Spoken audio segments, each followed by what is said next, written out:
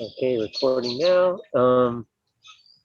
All right, so as I said, the faculty, tenure track faculty who are here have to leave promptly at 4, but Sarah, if if you're still going, discussion's going strong, don't hesitate to keep the meeting open.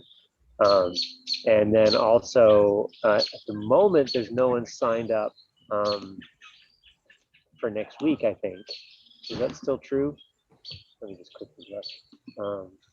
That is still true. So Sarah, if you can kind of like play it by ear, but if it turns out, if you just do everything you plan to do, that's great. But if it turns out that your questions slow you down, and you don't have to worry about that, because you can talk next week if you want.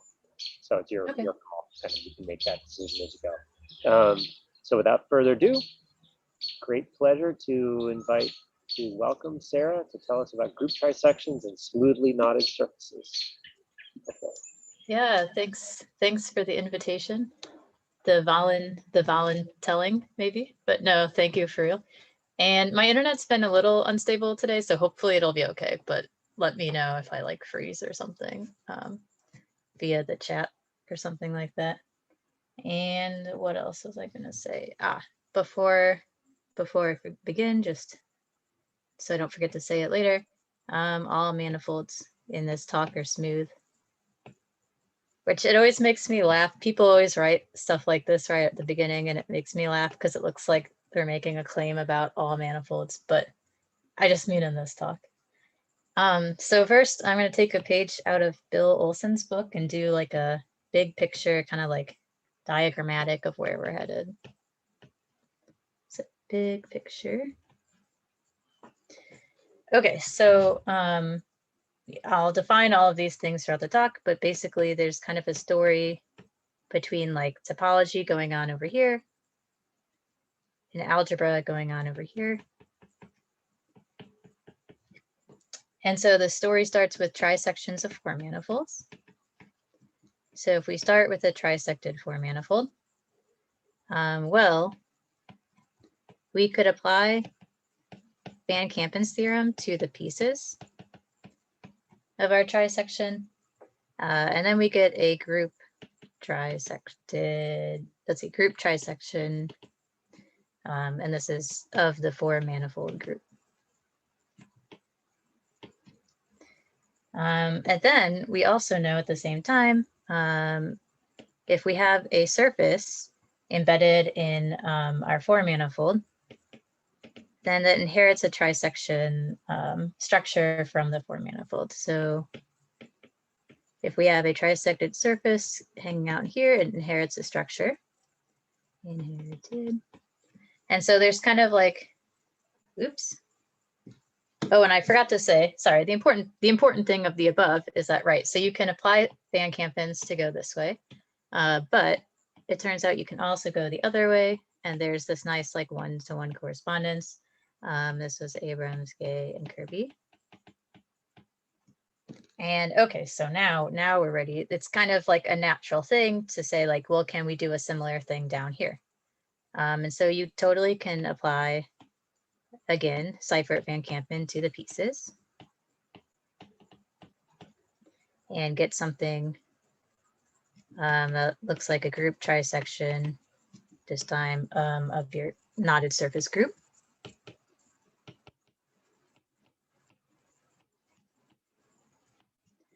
And what we've done, I guess I didn't say the name of my collaborators yet, but this is with Rob Kirby, Michael Klug, Vince Longo, and Ben Ribbeck. What we've done is kind of defined a map going the other way, where right now we're specifically in the case of the 4 sphere. So this is for the 4 manifold equal to S4. And I'll say a bit more about this later, but we don't have like a nice bijection kind of like in this paper that I referenced up here yet. It's complicated and messy trying to kind of nail down exactly how that works. But we definitely have a map going this way, and that's what I'm going to tell you about today. Okay, so that's the big picture stuff. So I'm going to define everything Then I'm going to show you if we start with a surface, if we start with this topology, how do we go to the algebra? And then if we start with the algebra, how do we go back? And then if I have time left, I have some things to show. So these are some examples that I'll show if we have time. I won't go through it all. That's obviously crazy, but preview of what might be to come. Okay, so section 1, definitions. Oh, geez. Okay. So I'm going to try not to spend too long talking about the definition of a trisection, but if I'm going too fast, please let me know if you have questions. So definition. This is due to Gay and Kirby. A GK trisection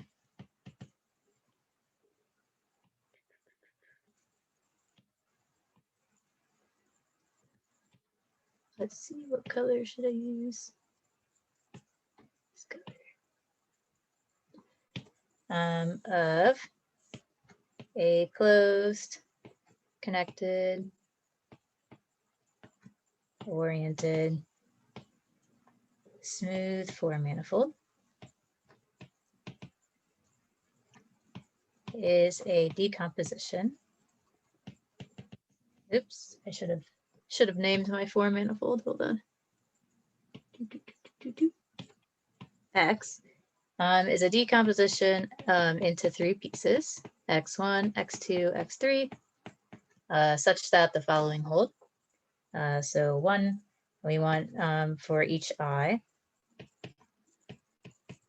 the pieces are diffeomorphic to the boundary connect sum of k copies of S1 cross B3. So that's where the k comes into play.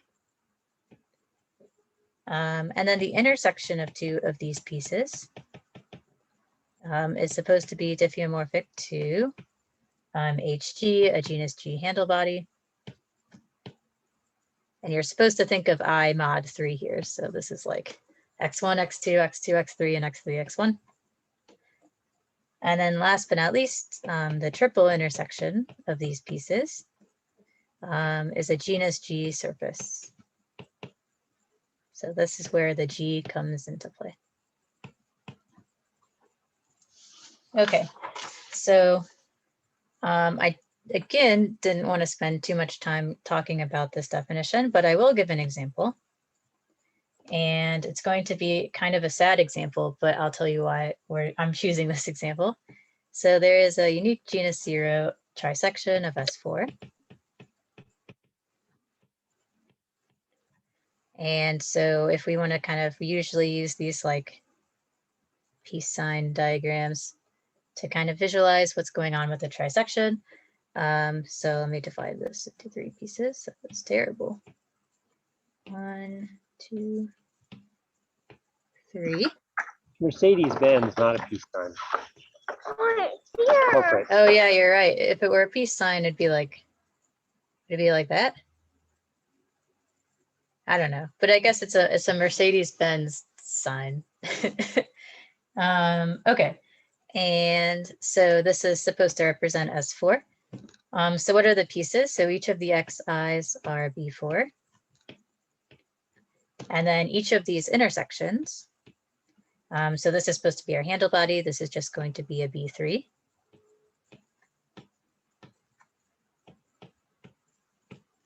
And then this triple intersection is a sphere.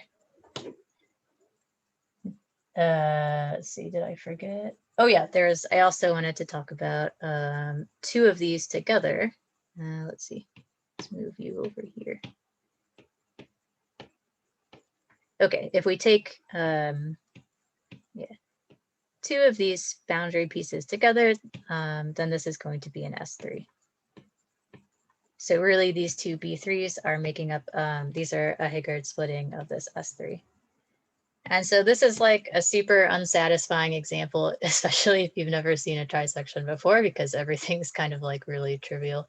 But it's also the only example we'll need in this talk. So everything I'm doing is taking place within this specific trisection of S4. So that's why I chose to present it. And then it's probably worth stating or reminding you of the theorem that goes along with all of this. Is basically an existence and uniqueness theorem. Oh my gosh, my handwriting is all terrible today. Okay, so every closed, connected, oriented, smooth four manifold has a trisection up to something called stabilization that I will not talk about, but it's reasonably unique. Okay, so we'll kind of see a pattern. So I'm going to define each thing and we'll see a definition and a really trivial example and then a theorem. So the next thing we're going to do this with is group trisections. So definition. And this is due to Abrams, Kirby, and nope, I didn't put it in the right alphabetical order in my notes. One of the hardest things about this project that I've been doing is just trying to like write down the order of our names, and it changes based on if we're going by first name or last name. There's so many of us to keep track of, and so many of us have the same initial. Anyway, okay, so a GK trisection of a group G. Oh, I haven't been highlighting as I'm going. Come on.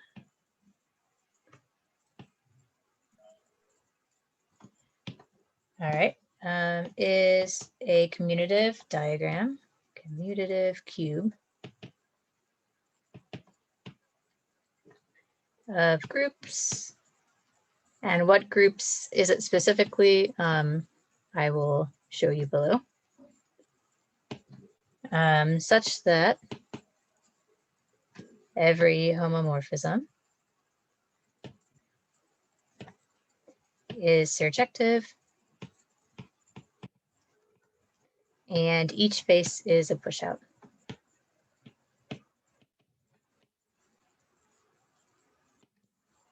Okay, so what does this look like? We start with the fundamental group of a surface.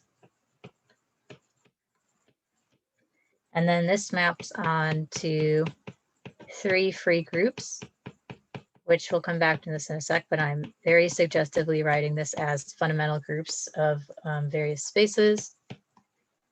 And I have to get my arrows right. And these map to 3 more free groups, but I'm again going to write it in a suggestive way.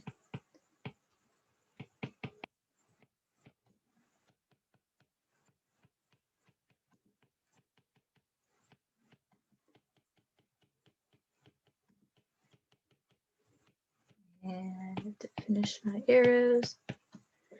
And then last but not least, we end with the fundamental group of our space, which is G. So, okay, a priori, so I've written these all as fundamental groups of various spaces. A priori, like, you don't have to think of it that way.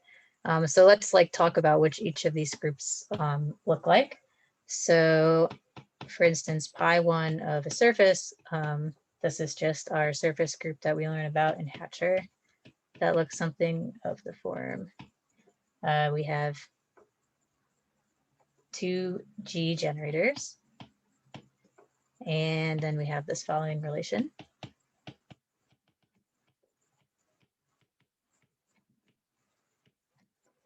Okay, and then, oops, pi1 of the handle body of genus G.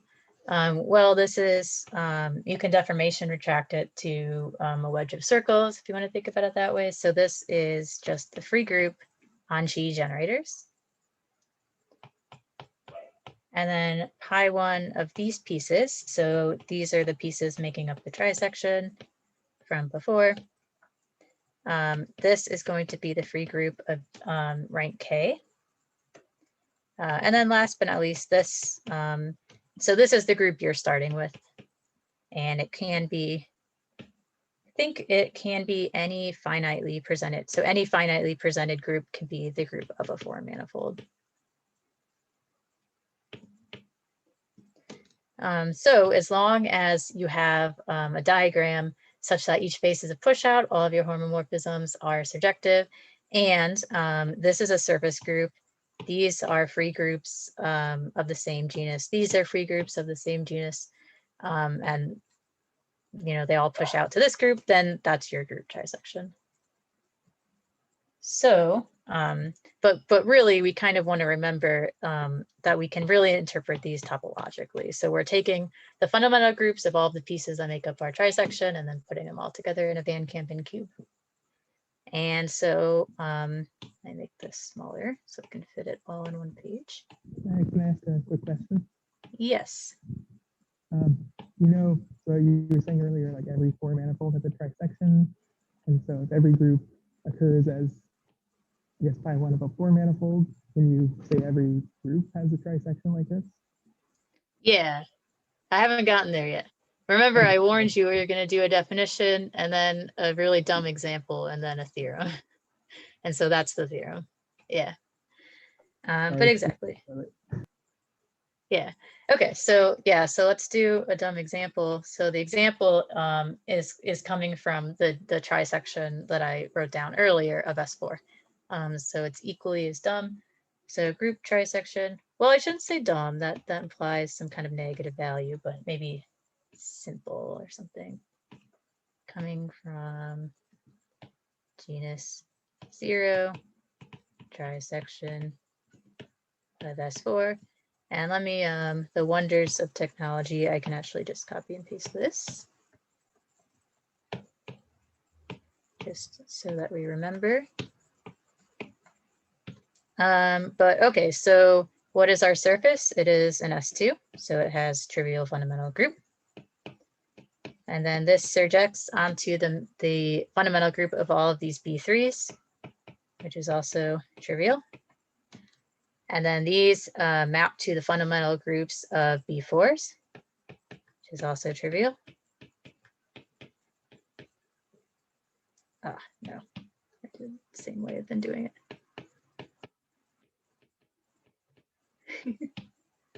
And then finally, we map to the group of S4, which is again trivial. So we have a cube of just a bunch of trivial groups. So again, not a super satisfying example, but the relevant example for this talk. Okay, and so then the theorem that Zach astutely predicted is the following.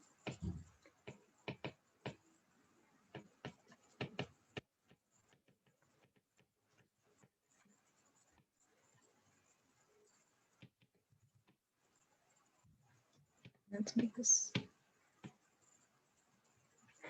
Okay, so there's this nice kind of bijection between the following two sets. So first is smooth, closed, connected, oriented four manifolds.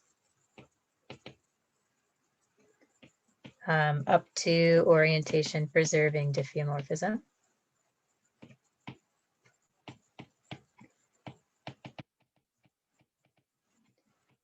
And then the second is trisected groups. Up to isomorphism and stabilization. And if you actually go and read the paper, there's kind of a lot of like technicality that goes into like exactly how this works and like what is the stabilization and all of this stuff, which is why, again, our theorem is still kind of in progress because we're kind of wading through the same weeds right now. But yes, given your four manifold, you can get a group trisection. Given your group trisection, you can get a trisected four manifold. So the important takeaway is you can recover the trisected four manifold from the group trisection. Like that's kind of like the super interesting part, or to me at least. Okay, so this is a good time to pause and ask if there are any questions about anything so far. If you have it up, can I ask something about the, I guess, the right-hand side? Yeah. Have one, so like one group you're just thinking about, is it possible for it to have multiple sort of trisections in its subgroup structure, or is this what modding out does for you? Yeah, so this modding, you can, so there's the stabilization operation that like corresponds to stabilization like as a topological operation. And it's basically like you're somehow taking this like trivial diagram and like, I don't actually remember exactly how it works. You're taking this and somehow like adding it to your own diagram. I guess you take all of the groups and maybe just star them together or something like that. And yeah. I don't know, Dave, do you remember, is that Well, I somehow? was going to say, I mean, there's another kind of like, there's another trisection of the trivial group that corresponds to S4, and then you can connect some of that on, which has genus 3 instead of genus 0. But I was going to make the comment that, you know, it's sort of what's a little bit misleading about the way we stated the theorem, or I don't know what about the setup, is that you know, on the left-hand side, really it's just the four manifold is the thing. On the right-hand side, it's not the group, it's the group with its trisections up to stabilization. And the point is there's zillions of four manifolds that are different that are all simply connected. For example, trisected trivial groups are not all the same. And so it's this extra, it's a little odd. But I mean, so a trisected group has 2, for example, and it has an intersection form, has anything a four manifold has, because it is a four manifold, for what that's worth. I'm just curious if, like, among the standard four manifolds, and some of them have standard trisections, is there one for the four torus?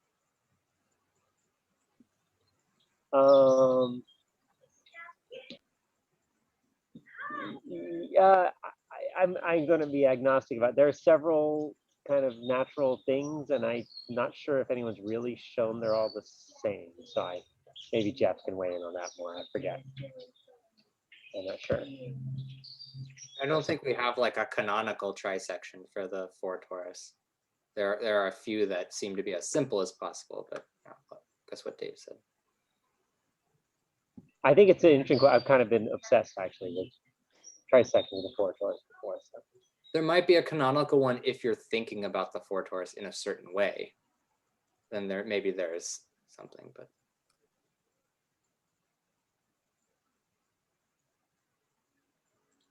All right. Cool. Thanks. Any other questions?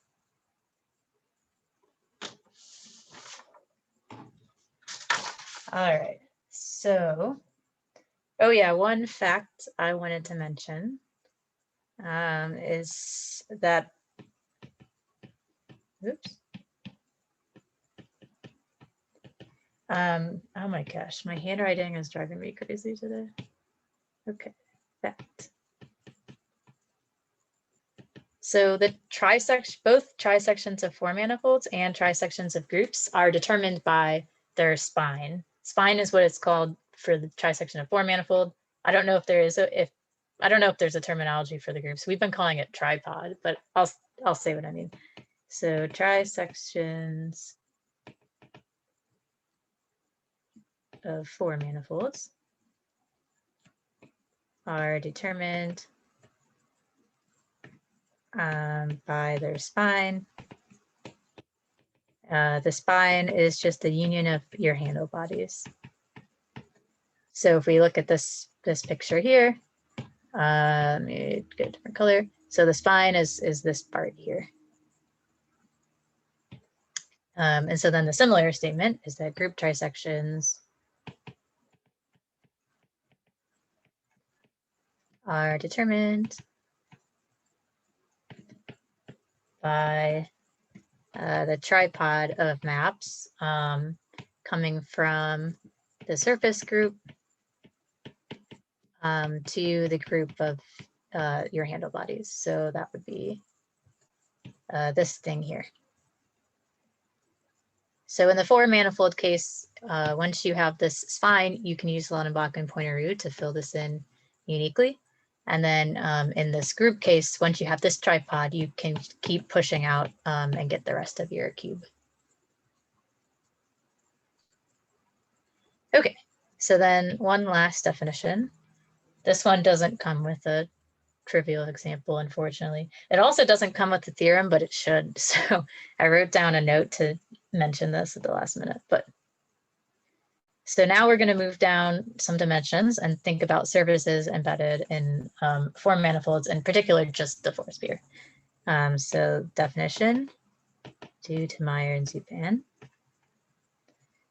A, B, C, bridge trisection.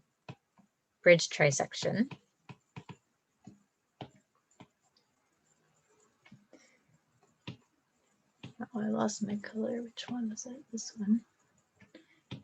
Of a knotted surface. S in S4 is a decomposition. And so again, this is going to mirror, it's totally inheriting this structure from the trisection of S4. And so this definition will totally mirror the definition we had before.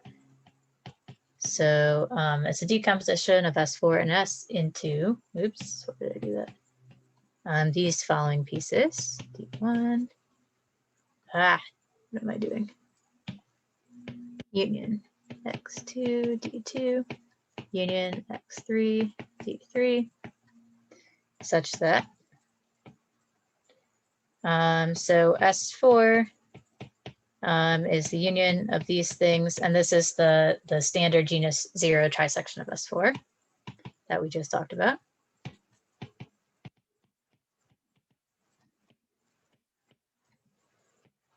Oops. These pairs here, xi comma di, is a trivial C disk system. So here's where we're using C. And then bij comma alpha ij, which is the intersection of two of these things,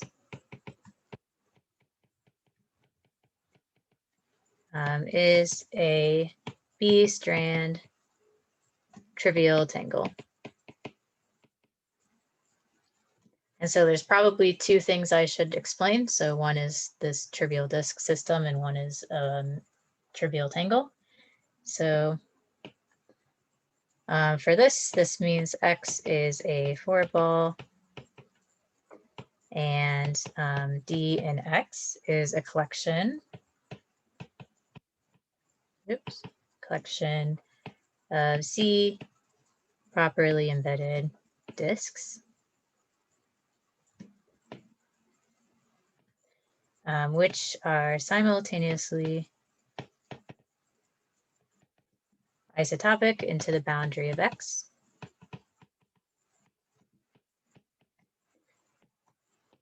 And then for this B strand trivial tangle, this Bij is a 3-ball, and alpha inside of B is a collection of B, trying to go too fast here, is a collection of B properly embedded B1s, which are ambiently isotopic into the boundary relative, well, okay, say one thing at a time, which are ambiently isotopic into the boundary of the ball relative its own boundary. And I think this is the kind of thing that it's like hard to picture, hard to figure out what it means without a picture. And so in just 1 second, I'm going to kind of build up this thing via a picture anyway. So if this is a little too abstract, don't worry about it. We will see an example in 1 second.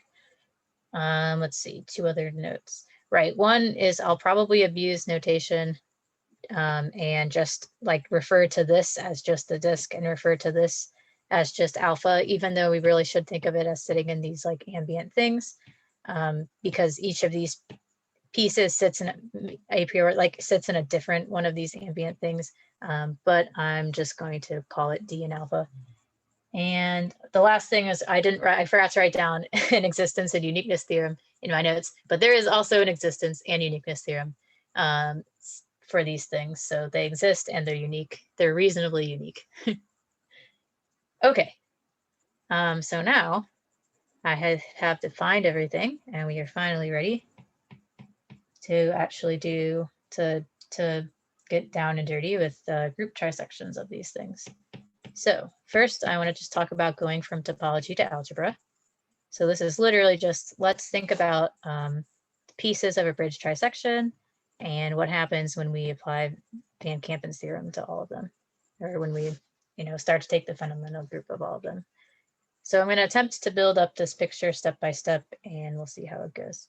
So, okay, we'll have topology over here, algebra over here, and an arrow between them. It's probably too big.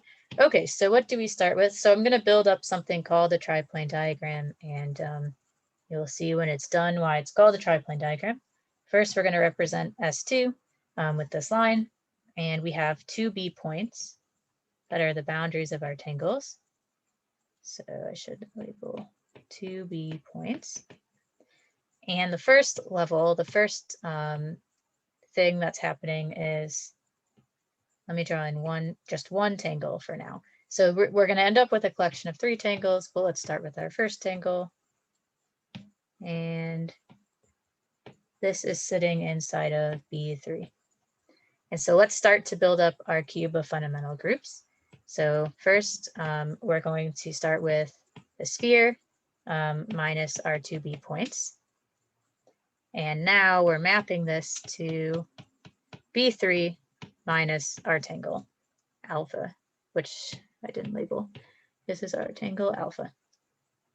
Let's get this out of the way. Maybe I just in a different color to not get confusing. Okay.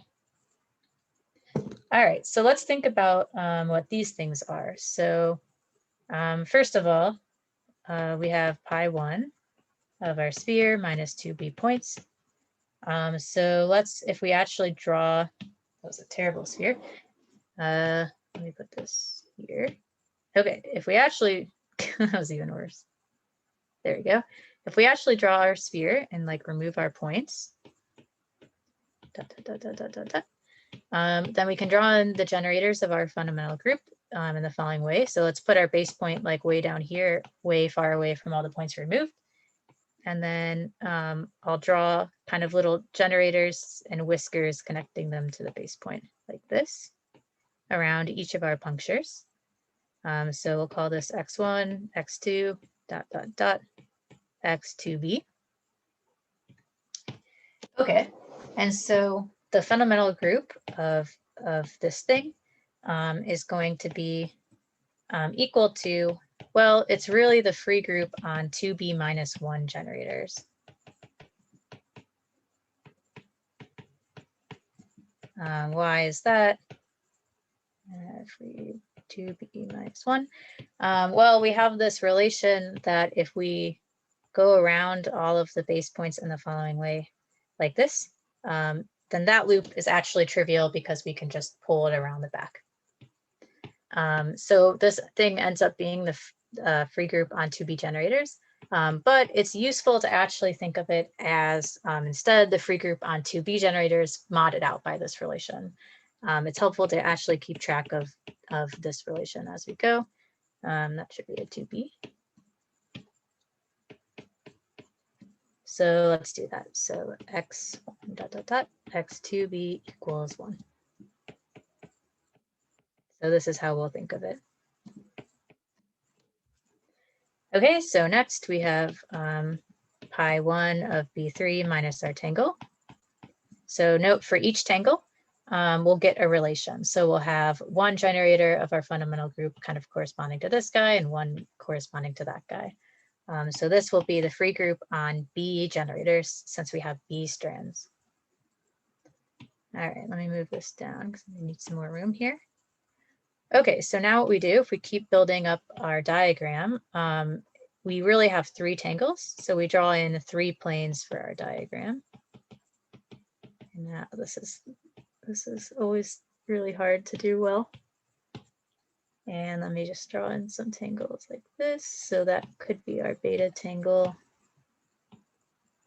And that could be our gamma tangle. And so again, each of these planes is a B3. And so when we're building our diagram, we just continue. Totally gonna run out of room. And we have another group for each tangle.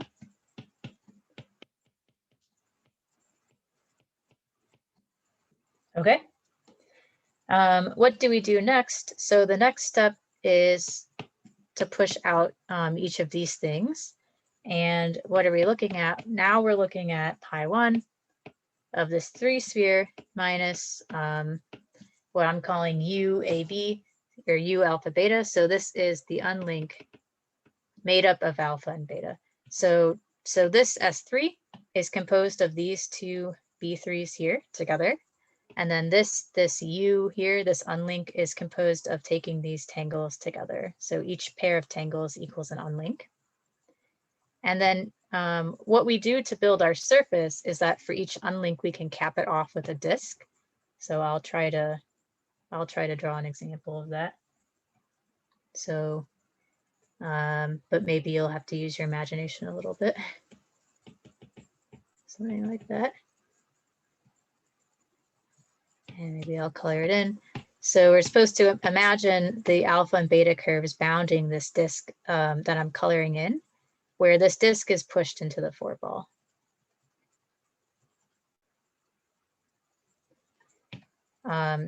But note that, so let me write this down here. So pi1 of S3 minus this unlink. This is the same thing as pi1 of B4 minus, this is the disk bounded by the unlink.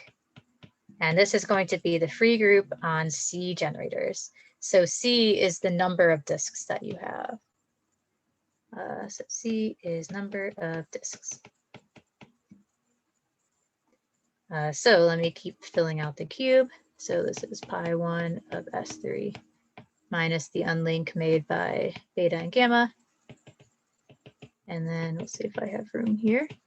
This is pi1 of S3 minus the unlink made of gamma and alpha.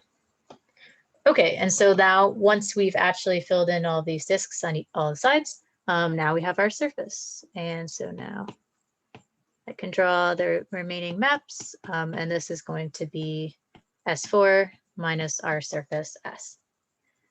So what I did over here is called a triplane diagram, and this is a description of this bridge trisection that I defined earlier. And then over here is our group trisection, which is looking a little chaotic right now, but that's okay. Okay, I think I said everything I wanted to say about this. Does anyone have any questions?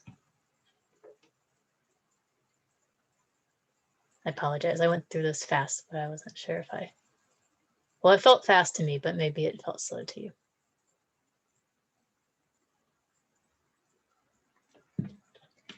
Okay, great. So that's going from topology to algebra. So now let's talk about the other way. So part 3, algebra to topology. Let's match. Oh my gosh, topology. Okay, so now I can say our theorem statement.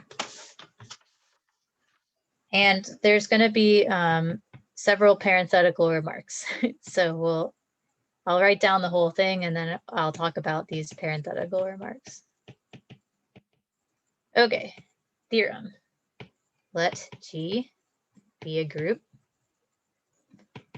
that is the fundamental group of a knotted surface.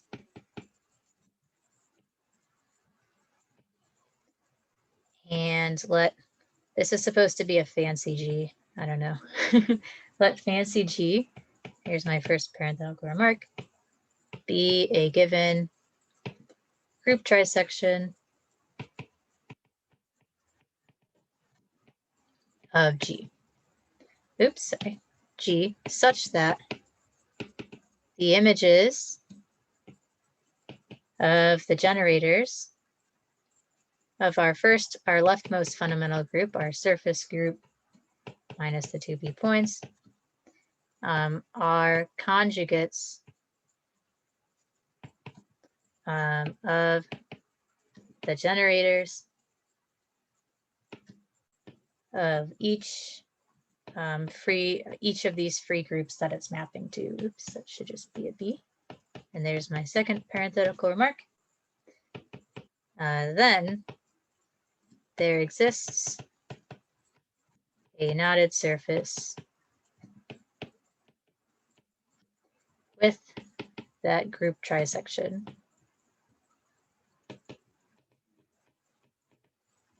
And there's the third parenthetical remark. Okay, so for the remarks, the first remark is that I didn't actually like really define group trisection of this surface group. And so just to kind of clarify, what actually is the group trisection, or what is the information of the group trisection or the data?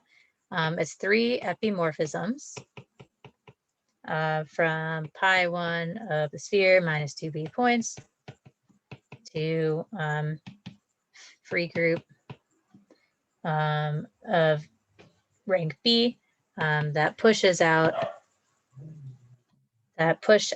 pairwise 2 free groups. Okay, the second remark is that we have this extra condition on our maps that the generators have to be conjugates. So this is something we're still kind of playing around with. So let me make we're not sure, like we're not totally sure if like every map can be every epimorphism can be reasonably made to like look like this in a way that we want. But this is a natural condition to have. Because I don't know if we'll get to an example, but all of your examples, when you're computing fundamental groups of tangles, all of those maps are going to look like this anyway. So it's kind of a natural thing to ask, but we're not totally sure like what exact level of restriction we're asking for there. And then 3. You're just saying you're not sure if it's necessary, right? Yeah. It'll end up being true. Yeah. Yeah. And then 3 is that this is a bit vague of a statement.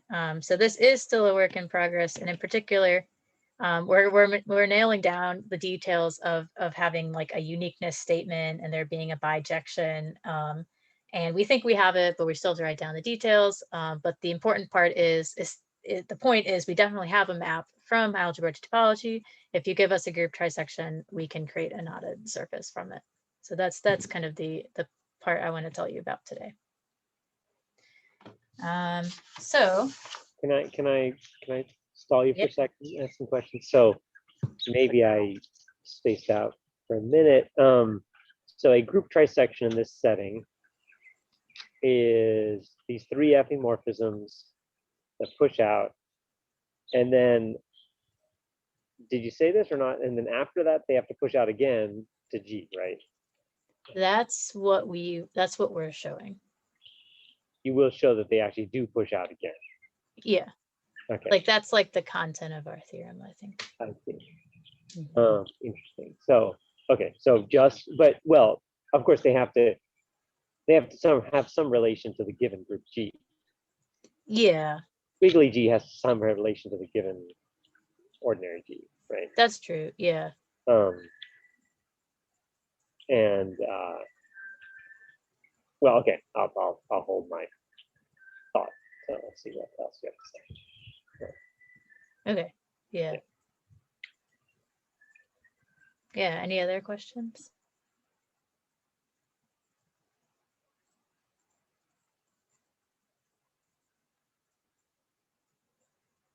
So I'm trying to decide.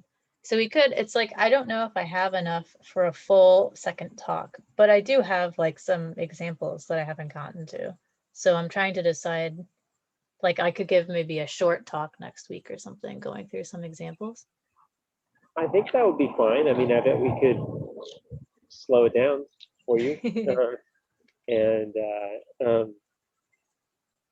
so is your plan to tell us the proof and the examples? Is that the idea? Or The plan is, so I wasn't going to go through the whole proof. I do have like I kind of like a very basic outline of the proof, but what I want to talk about more is we have an algorithm for, so the first part of how it works is from these 3 epimorphisms, you want to get 3 tangles.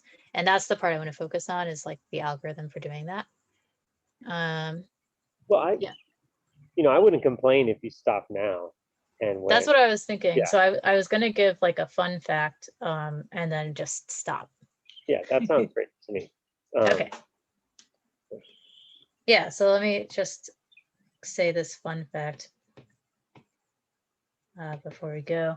So it's known that pi1 of knotted surface complements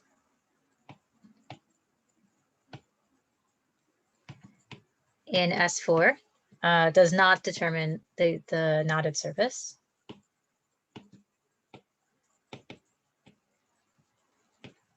So I think the maybe one of the easiest examples of this is what is it? The 5 twist spin of the 2-3 torus knot, the 3 twist spin of the 2-5 torus knot, and the 2 twist spin of the 3-5 torus knot. They're all different knots, but they have the same groups. But what we're saying in our theorem is that the trisection of the group does determine the knot.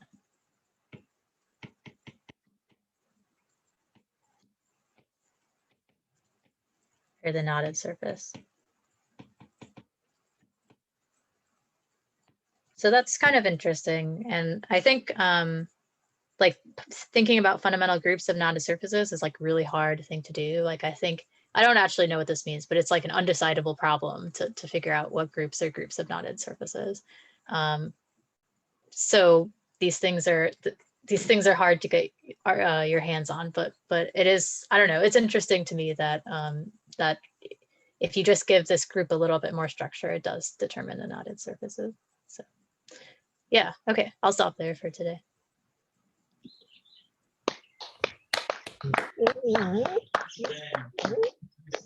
Questions? Can I ask a general question about knotted surfaces? So is it open? So if you have a sphere, a 2-sphere embedded in S4, and its knot group is just Z, is it open whether or not that thing is unknotted, or there are like a bunch of examples of them? I really have no idea. It is known.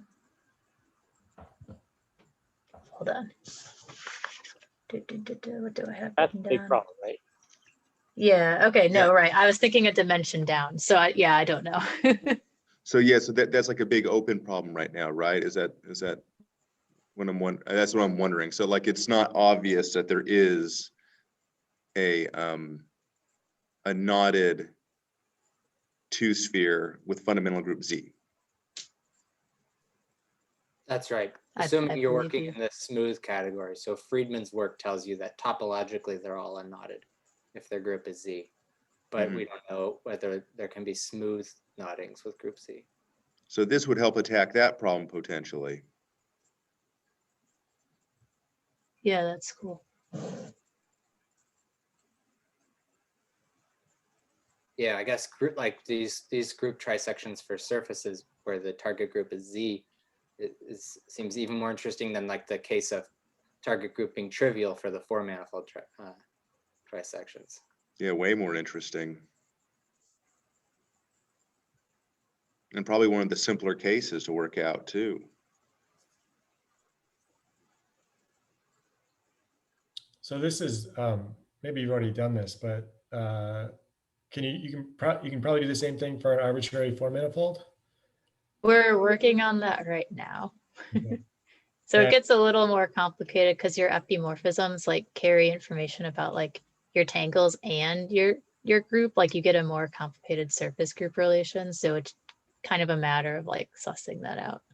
Right. And then if you have, you can, should be able to write down the group trisection of a branch cover, right? Pretty straightforward. I have not thought about that at all, but that would be a natural thing to think about. Maybe somebody has. Probably not. You guys should do it. You should add it to your paper.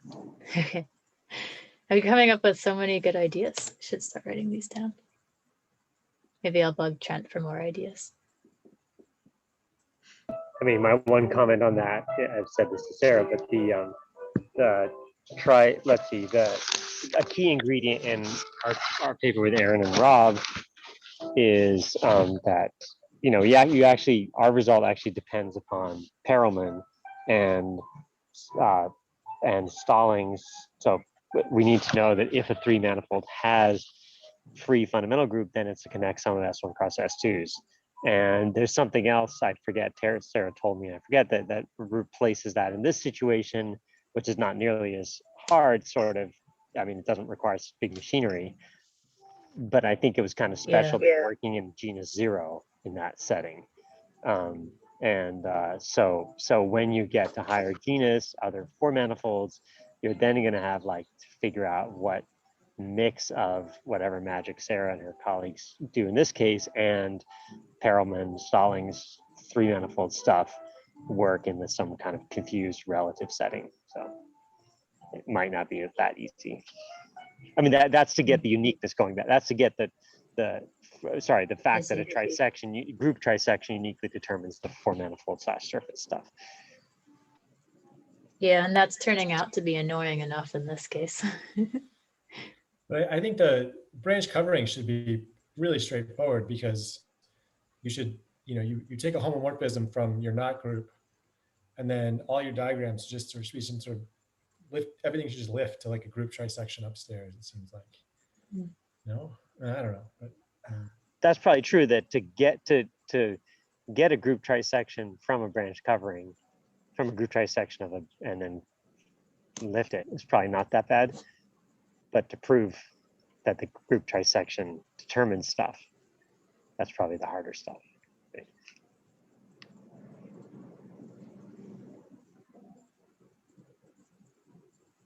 Other questions?